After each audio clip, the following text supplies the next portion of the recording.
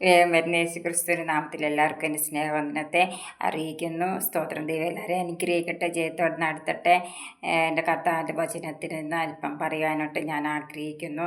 അതിനുള്ള ജ്ഞാനത്താൽ എൻ്റെ ദൈവം എന്നെ നിറയ്ക്കുന്നതിന് വേണ്ടിയിട്ട് എല്ലാവരും എന്നെ ഓർത്ത് പ്രത്യേകം പ്രാർത്ഥിക്കുക. സങ്കീർത്തനത്തിൽ നിന്ന് പറയാനായിട്ടാണ് ഞാൻ ആഗ്രഹിക്കുന്നത്. 63-ാം സങ്കീർത്തനം. ദൈവമേ നീ എൻ്റെ ദൈവം. ദൈവമേ നീ എൻ്റെ ദൈവം. 2 പ്രാവശ്യം ദൈവമേ എന്ന് പറയുന്നുണ്ട്. അധികാരത്തെ ഞാൻ നിന്നെ അന്വേഷിക്കും. നമ്മൾ രാവിലെ എണീറ്റിരുന്നേ ഈ ബൈബിൾ വായിക്കുകയും പ്രാർത്ഥിക്കുകയും ഒക്കെ ചെയ്ത് നോക്കി അന്നേ ദിവസം നമുക്ക് എന്തൊരു സന്തോഷമായിരിക്കും എന്നറിയാമോ. വെള്ളമില്ലാതെ ഉണങ്ങി വരേണ്ട ദേശത്ത് എൻ്റെ വെള്ളം നിനക്കായി ദാഹിക്കുന്നു.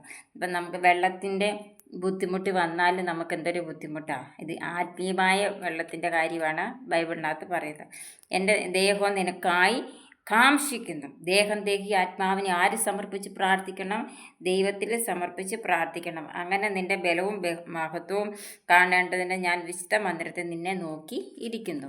ബലമുള്ളവനാണ്, ശക്തിയുള്ളവനാണ്. ആത്മീയ ജ്ഞാനത്താൽ നിറയ്ക്കാനായിട്ട് ഈ സർവശക്തനായ ദൈവത്തിന് സാധിക്കും. ആത്മീയബലം, ശക്തി, തേജസ് ഇതൊക്കെ ഉള്ള ആളാണ്. ഒത്തിരി കാര്യങ്ങളുണ്ട്, ക്വാളിറ്റികൾ ഒരുപാടുണ്ട് നമ്മുടെ ദൈവത്തിൻ്റെ. നമ്മുടെ കർത്താവിൻ്റെ വചനത്തിൽ നിന്ന് നമുക്ക് ഒത്തിരി വായിച്ച് മനസ്സിലാക്കാൻ അതിലുപരിയായിട്ട് ഗുണങ്ങളുള്ള ആളാണ് നമ്മുടെ ദൈവം. നിൻ്റെ ദയ ജീവനേക്കാൾ നല്ലതാകുന്നു. ഈ ജീവൻ തന്നതാരാ? ദൈവമാണ്. എൻ്റെ ആദരങ്ങൾ നിന്നെ സ്തുതിക്കും. ഈ ജീവൻ തന്ന ദൈവത്തിന് നമ്മൾ ആദരം കൊണ്ട് സ്തുതിക്കണം. അതാണ് എൻ്റെ ജീവകാലമൊക്കെ ഞാൻ അങ്ങനെ തന്നെ പാടും. ജീവിച്ചിരിക്കുന്നിടത്തോളം കാലം നമ്മൾ ജനിച്ചു മരിക്കുന്നിടം വരെയും നമ്മൾ ദൈവത്തെ വിളിച്ചെങ്കിലേ ഒക്കത്തുള്ളൂ, ദൈവവചനം വായിച്ചെങ്കിലേ ഒക്കത്തുള്ളൂ, ദൈവത്തെ ആരാധിച്ചെങ്കിലേ ഒക്കത്തുള്ളൂ. എൻ്റെ കിടക്കയിൽ നിന്നെ ഓർക്കുകയും രാത്രിയാകുമ്പോൾ നിന്നെ ധ്യാനിക്കുകയും ചെയ്യണം. ഈ ധ്യാനിക്കണം. കുറച്ച് നേരം ദൈവത്തിൽ ആശ്രയിച്ച് ദൈവത്തെ പരമേൽപ്പിച്ചൊന്ന് പ്രാർത്ഥിക്കുന്നത് എല്ലാവർക്കും വളരെ നല്ലതായിരിക്കും. എൻ്റെ പ്രാണന് മജ്ജിയും മേധസ്സും കൊണ്ട് എന്ന പോലെ തൃപ്തി വരുന്നു. എൻ്റെ വായ സന്തോഷമുള്ള ആദരങ്ങളാൽ നിന്നെ സ്തുതിക്കും. സന്തോഷമുള്ളവരാണ് ഹല്ലേലൂയ പറഞ്ഞ് സ്തോത്രം പറയുന്നത്. നീ എനിക്ക് സഹായമായി തീർന്നുവല്ലോ. നിൻ്റെ ചെറിയ നിഴലിൽ ഞാൻ ഓടിച്ചാനന്ദിക്കുന്നു. എൻ്റെ ഉള്ളം നിന്നോട് പറ്റിയിരിക്കുന്നു. ആരോട്? എൻ്റെ ദൈവത്തോട് പറ്റിയിരിക്കുന്നു. നിൻ്റെ വലം കൈ എന്നെ ഇതാകുന്നുണ്ടോ? വലം കൈ കർത്താവിൻ്റെ വലത്ത് കരം നമ്മളെ പിടിച്ചിട്ടുണ്ട്. കരത്തെ നമ്മളങ്ങോട്ട് മുറുകെ പിടിച്ച് യാത്ര ചെയ്യുക.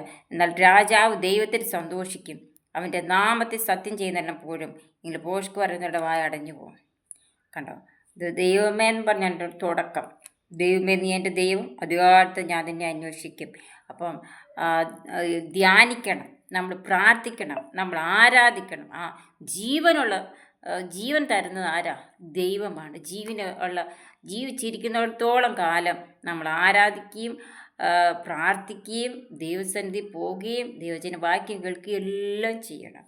പിള്ളേരെ അപ്രകാരം വളർത്തണം. നിങ്ങൾ ആത്മീയതയിലും ഭൗതികതയിലും ഒക്കെ കുഞ്ഞുങ്ങൾ മുന്നേറി ജീവിക്കുക. ആയിരിക്കുന്നിടത്ത് കർത്താവ് പരിപാലിക്കട്ടെ, ജയത്തോടെ നടത്തട്ടെ. God bless you.